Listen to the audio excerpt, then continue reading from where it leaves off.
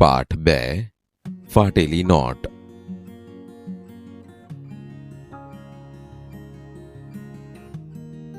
બાળ દોસ્તો, હવે આપણે લેખકના જીવન વિશે પરિચય મેળવીએ. ફાટેલી નોટ એ હાસ્ય કથા છે જેના લેખક છે શ્રી ડોક્ટર જગદીશ લાભશંકર ત્રિવેદી. તેમનો જન્મ 12મી ઓક્ટોબર 1967ના રોજ સુરેન્દ્રનગર જિલ્લાના વઢવાણ ગામમાં થયો હતો. લેખક શ્રી જગદીશ ત્રિવેદી હાસ્ય કલાકાર અને હાસ્ય લેખક તરીકે જાણીતા છે અને તેઓ દૈનિક પત્રોમાં કટાર લેખન કરે છે. તેમણે 7 સફળ એકાંકી અને માણસ કંપ જેવા એકાંકી સંગ્રહો લખ્યા છે. આ ઉપરાંત તેમણે રમૂજની રેલગાડી, ગમ્મત ગુલાલ અને હાસ્યની હોસ્પિટલ જેવા હાસ્ય રસિક પુસ્તકો પણ આપ્યા છે. રમૂજની રેલગાડી હાસ્ય સંગ્રહને કારણે તેમને ગુજરાતી સાહિત્ય પરિષદનું જ્યોતિન્દ્ર દવે પારિતોષિક પણ મળેલ છે. બાળ દોસ્તો, ફાટેલી નોટ એ હાસ્ય કથામાં લેખકે પોતાની પાસે આવી ગયેલી 5 રૂપિયાની ફાટેલી નોટ અને તેને વટાવવાના પ્રયાસોની હાસ્યસભર શૈલીમાં રજૂઆત કરી છે. બાળ દોસ્તો, હવે આપણે પાઠને સમજીએ.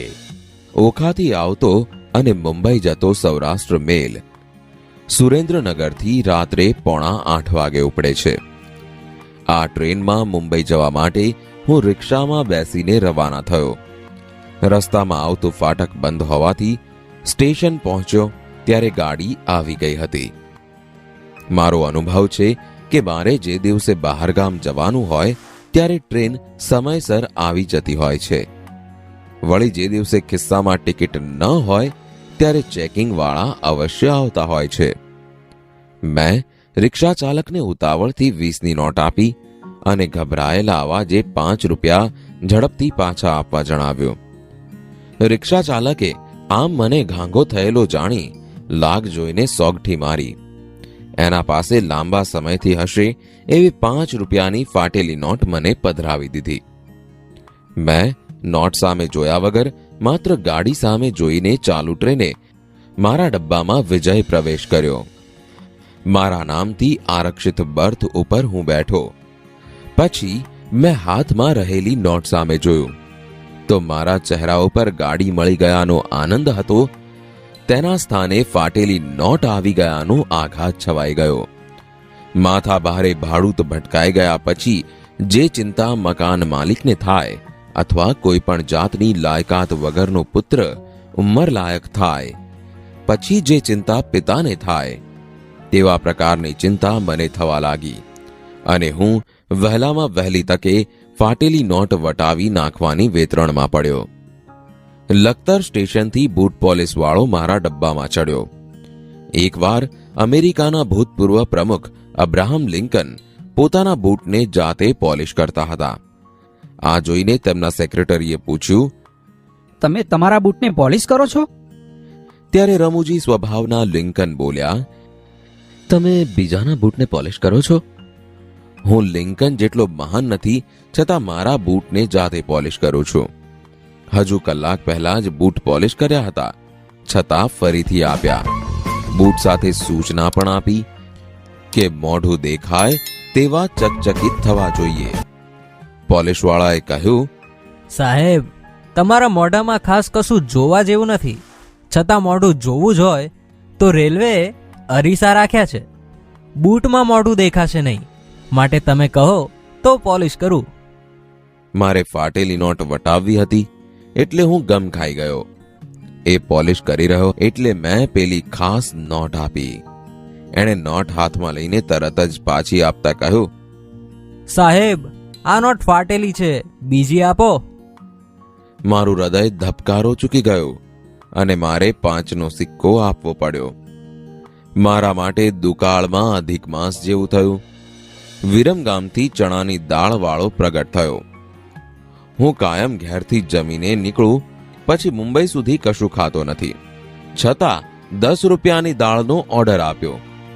એણે દાળમાં ડુંગળી, ટામેટા, કોથમીર, મસાલો, લીંબુનો રસ વગેરે નાખીને છાપાની પસ્તીમાં આપી સાથે પૂંઠાની ચમચી પણ આપી. મેં ખિસ્સામાંથી એક નવી 5ની નોટ કાઢી.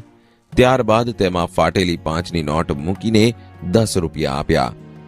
દાળવાળાએ લીંબુનો રસ અને મસાલાવાળા હાથે નવી નોટ ખિસ્સામાં મૂકી અને ફાટેલી નોટને બંને બાજુ ફેરવીને પાછી આપતા બોલ્યો, બોસ બીજી નોટ આપો. કેમ ભાઈ, આ નોટ સાચી નથી? સાચી છે પણ સાજી નથી, ફાટેલી છે. મેં લીધી ત્યારે ફાટેલી જ હતી. તમારે ન લેવી જોઈએ. ધંધાનો ટાઈમ ખરાબ કરો માં, બીજી નોટ આપો. અંતે મારે બીજી નોટ આપવી પડી. ગાડી આગળ વધતી જતી હતી તેમ મારી ચિંતા પણ વધતી જતી હતી. રાત્રે 10:15 વાગે અમદાવાદ આવ્યું. જો કે અમદાવાદ તો જ્યાં હતું ત્યાં જ હતું. અમારી ટ્રેન અમદાવાદ આવી હતી. કાલુપુર રેલવે સ્ટેશને ઘણા સ્ટોલ છે. પૈડાવાળા ફરતા સ્ટોલ અને ફેરિયા પણ પુષ્કળ છે. મેં પ્લેટફોર્મ પર ઉતરીને કોઈ ચશ્માવાળા વેપારીને શોધવા માટે ચશ્મા ચડાવ્યા. જો સાચા હૃદયથી શોધખોળ આદરો તો સફળતા મળે જ છે. મને પ્લેટફોર્મના છેડે ભજીયાની લારીવાળો ચશ્માધારી મળી ગયો. એના ચશ્માના કાચ સોડાની બાટલીના તળિયા જેવા જાડા હતા. બંને કાચની મધ્યમાં જોવા મળતી એની આંખો જે કદની હતી એના કરતાં પણ ઘણી નાની દેખાતી હતી. આ ત્રીજો ઘા ખાલી નહીં જાય એવી આશાથી મેં 5 રૂપિયાના ભજીયા જોખાવ્યા. એણે વારંવાર તળવાથી પીળામાંથી મરૂન થઈ ગયેલા ભજીયા સાથે વાસી ભજીયાને પાણીમાં ઓગાળીને બનાવેલી ચટણી પણ આપી. મેં બોજ બની ગયેલી ફાટેલી નોટને 2 વખત વાળીને આપી. એણે નોટની બંને સળ ખોલીને એક જ નોટને 2 હાથથી પકડી અને ચશ્માના કાચને અડી જાય એટલી નજીકથી જોઈને ફેંસલો સંભળાવ્યો, કાકા આ નોટ નહીં ચાલે. આ રીતે મેં આણંદમાં દૂધ પીધું, વડોદરાનો ચેવડો ખાધો, સુરતમાં ઘારીનો ટેસ્ટ કર્યો. કાયમ અમદાવાદથી મેલ ઉપડે એટલે ઊંઘી જનારો પ્રવાસી એ દિવસે રાતના 2:30 વાગ્યા છતાં જાગતો હતો. બોર્ડની પરીક્ષામાં વારંવાર નપાસ થતો ઠોઠ નિશાળીઓ જેમ છેલ્લી વખત પરીક્ષા આપવાનું નક્કી કરે તેમ મેં ફાટેલી નોટનો અંતિમ પ્રયોગ વલસાડના ચીકુ વેચતી બાઈ ઉપર કરવાનો સંકલ્પ કર્યો. મેં રાત્રે 4 વાગે 10 રૂપિયાના ચીકુ લીધા. એણે કાગળની હોડી જેવા પડીકામાં 7 ચીકુ આપ્યા. મેં એને 5 રૂપિયાનો સિક્કો અને પેલી નોટ આપી. ચીકુવાળી અડધી ઊંઘમાં હતી છતાં ફાટેલી નોટ જોઈને બોલી, यह नहीं चलेगी, दूसरी नोट दीजिए. 5 રૂપિયા માટે લાખ રૂપિયાનો માણસ જૂઠું બોલ્યો કે મારી પાસે 10 રૂપિયા જ છે. એટલે એણે કાગળની હોડીમાંથી 4 ચીકુ પાછા લઈ લીધા. મને 3 ચીકુ અને મારી ફાટેલી નોટ આપીને ચાલતી થઈ ગઈ. સામા છેડે ઉભેલો બેટ્સમેન પોતાના સાથી ખેલાડીને આઉટ થઈને જતો જોઈ રહે એમ હું ઓશિયાળા મોઢે પેલી ચીકુવાળી બાઈની પીઠ સામે જોઈ રહ્યો. વલસાડથી ટ્રેન ઉપડ્યા પછી મેં કાગળ અને પેન લઈને હિસાબ કર્યો. ત્યારે ખબર પડી કે ખોટા 5 રૂપિયા ચલાવવામાં સાચા 55 રૂપિયા વપરાઈ ગયા.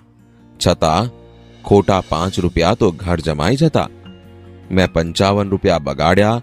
બહારનું ખાવાની ટેવ ન હોવા છતાં આચર કુચર ઝાપટીને પેટ બગાડ્યું. આખી રાત જાગીને ઊંઘ બગાડી. કાલે સવારે મુંબઈ પહોંચીને ફાટેલી નોટ ભિખારીને આપી દેવી તેવું નક્કી કરીને હું પરોઢીએ 5 વાગે આડા પડખે થયો. હું સવારે 7:45 વાગે મુંબઈ સેન્ટ્રલ રેલવે સ્ટેશન ઉતર્યો. ત્યાં પ્લેટફોર્મ ઉપર જ બંને હાથે ઠૂંઠો એક ભિક્ષુક બેઠો હતો. મેં પનોતી જેવી 5ની નોટ એના પાથરણામાં મૂકી ચાલતી પકડી. હું મુક્તિનો આનંદ માણું તે પહેલા પાછળથી અવાજ આવ્યો, सेठ यह फटी नोट नहीं चलेगी. મારું દાન સ્વીકારવાની ભિક્ષુક ના પાડે તે જોઈને જો મુંબઈનું પ્લેટફોર્મ માર્ગ આપે તો જેવતા સમાઈ જવાની ઈચ્છા થઈ. ભિક્ષુકના કપાયેલા હાથ અને આંખોમાં ડોકાતી લાચારી જોઈને મારે ફાટેલી નોટ પાછી લઈને નવી નોટ આપવી પડી. આમ કુલ 60 રૂપિયા નાહકના વપરાઈ ગયા. જેથી મેં રેલવે સ્ટેશનથી હોટલ સુધી ચાલીને જવાનું નક્કી કર્યું. જેથી ટેક્સી ભાડાના 20 રૂપિયા બચાવી શકાય. મેં મનોમન માન્યું કે હું મોર્નિંગ વોકમાં નીકળ્યો છું. હું બોમ્બે સેન્ટ્રલથી પ્રાર્થના સમાજ જતો હતો. ત્યાં રસ્તામાં ફૂટપાથ ઉપર એક નાનકડું મંદિર આવ્યું. મંદિર જોઈને મારા મનમાં ટ્યુબલાઇટ થઈ. મેં તરત જ પેલી ફાટેલી નોટ ખિસ્સામાંથી કાઢી અને કોઈ જોતું નથી એની ખાતરી કરીને મંદિરમાં પધરાવીને પછી એકદમ ચાલતી પકડી. ત્યારે બાજુની દુકાનમાં ગીત વાગતું હતું